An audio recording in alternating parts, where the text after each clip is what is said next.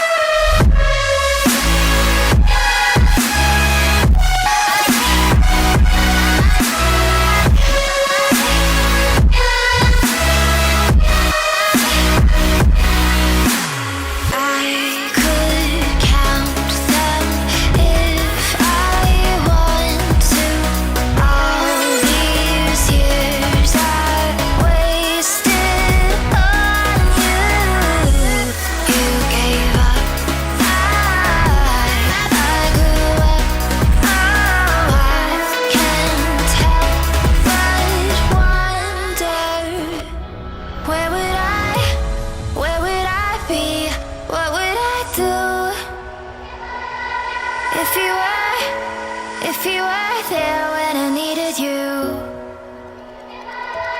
where would I be? What would I do? If you were there when I needed you, where would I do?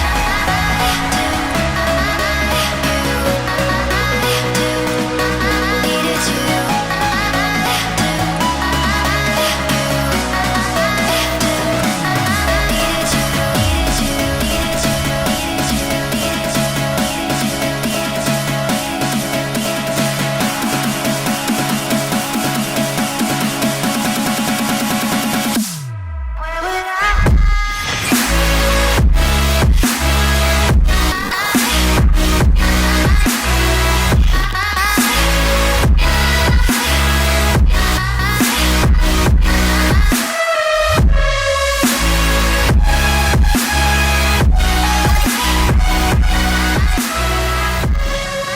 James, say something witty, clever, and funny all at the same time. Witty, clever, and funny? Yes, good job. Now, The James. same thing? Yes. Alright, what? My package has arrived, James. My camera is here. I'm gonna go home and I'm gonna pick it up. And I got a couple things to say. So I just almost panicked because this thing was literally open, but turns out it's not mine. These are mine. Focus, focus. See, this focusing issue. We'll touch upon this in a moment. We got a thinking man on his hammock. Little Socrates over here. He's currently punished, not allowed to use any technology, so he has to sit and reflect on life in this swinging hammock. Yesterday I solved the Rubik's Cube in 110 seconds. 110 No, seconds? no, 1 minute and 10 seconds. But I got lucky, and without the luck, I solved it in a minute and 33 seconds. Without the luck, how do you calculate for that variable with Because precision? I skipped to stuff because I didn't have to do that. Good for you, Thomas. Up Is this next, gonna be the F2L. What? Yes, it is. Alright, cool.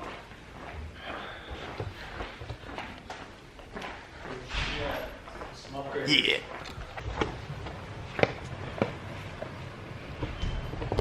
Where's the good cube? Foreshadowing.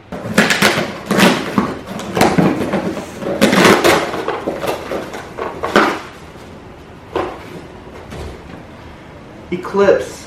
This is a certain solution that I need to clean the sensors on my dirty cameras.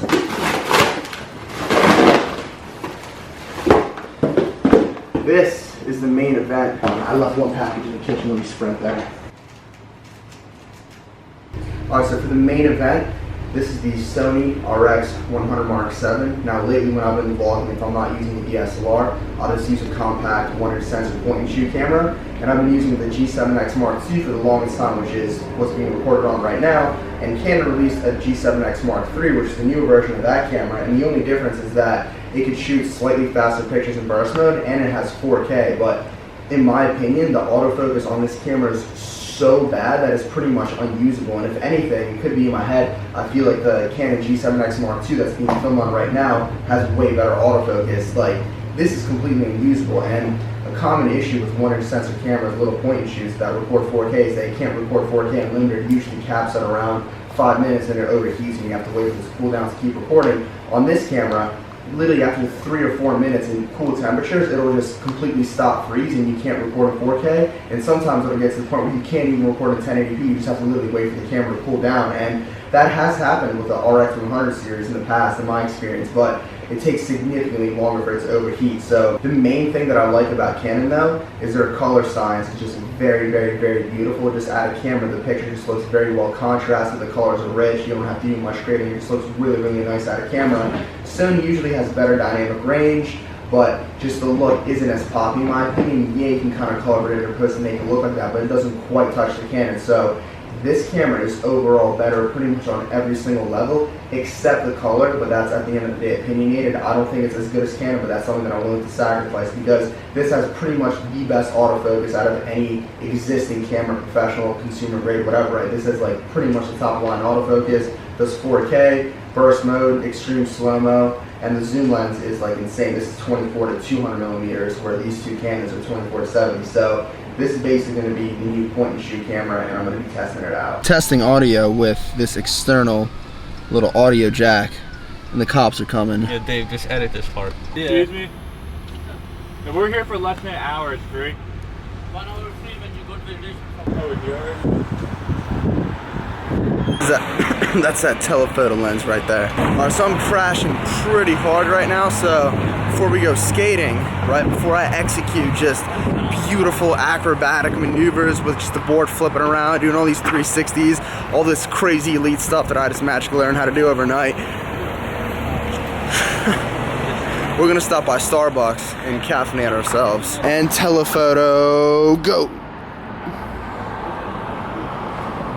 Wow, that's absolutely worth sacrificing a whole f-stop in aperture, because another downside to this camera that I forgot to mention is because the lens can zoom in so much, it's no longer 1.8 at its widest. It sacrifices it at 2.8, but for all 1-inch sensor cameras, this one has a really good low light performance, so it's worth it. Rationalization acquired.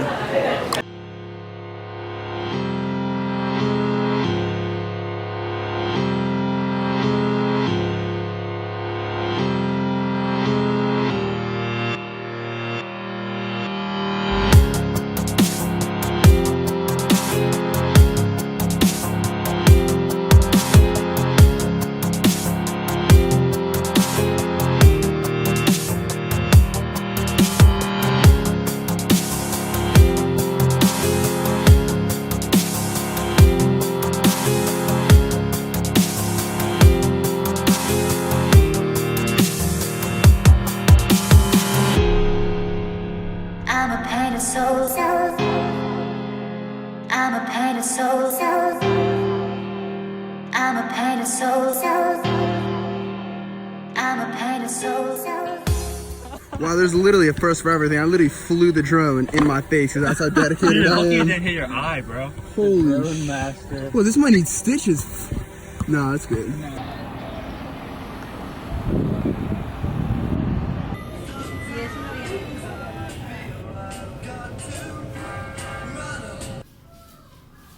Got some spray on Neosporin. James, this isn't like that noticeable, right? Like I can go out like this. Look, it's like a freckle. Yeah? Yes, you should get the sympathy vote. What? You should get the sympathy vote. No, James, it's cool. You sure you don't need stitches? For those of you that don't know, right, I used to think that the way to cure cramps, because you get cramps occasionally, especially after a big leg day or whatever, if you're not hydrated, would be like a banana or potassium, something like that. Sure, that helps, but I came to an epiphany a few months back. One of my friends told me about this. Now, James wasn't the friend that told me about this, but I told James, and James was skeptical. He wasn't exactly skeptical. He was just in complete shock because it's so random, but it does work, and he did try it in his own experience. It did work. Now, James, tell him what the ingredient is. What do you do to fix your cramps? Mustard. 3, 2, 1, go.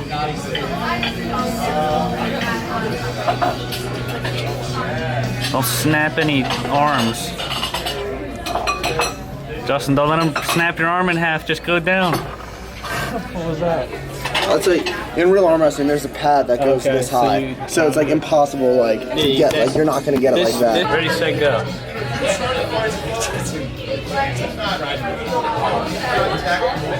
If somebody snaps an arm, I'm not going to the hospital. I'm staying for my food.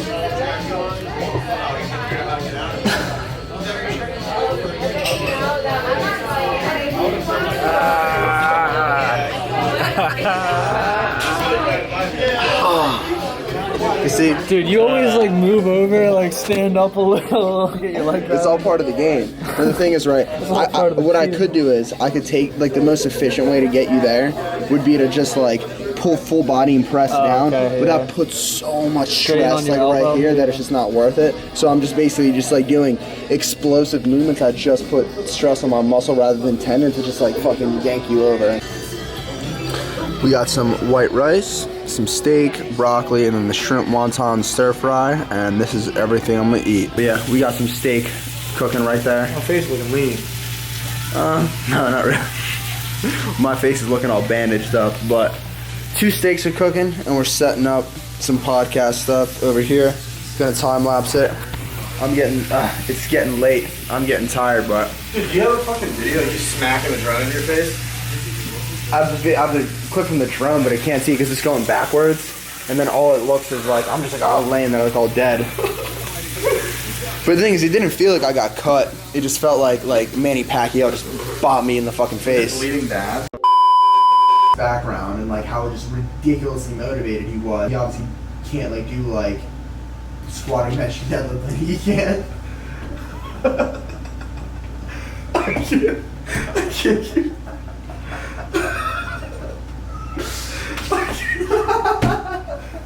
Oh, you gotta go. I can't even do it. Oh shit, alright. Yeah, you gotta cut that. I can't do it. Oh shit. I was trying to hold it back.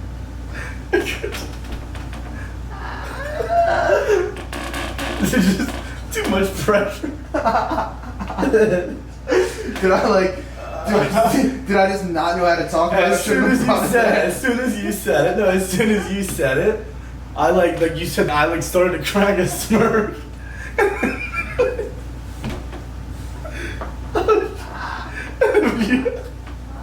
I was trying to keep it together, and when you said bench squat and deadlift, I literally could not. Oh, like. Do not put the clip in at all.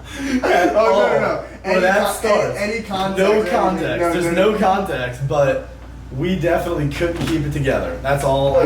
You guys will see that if you watch the end of this.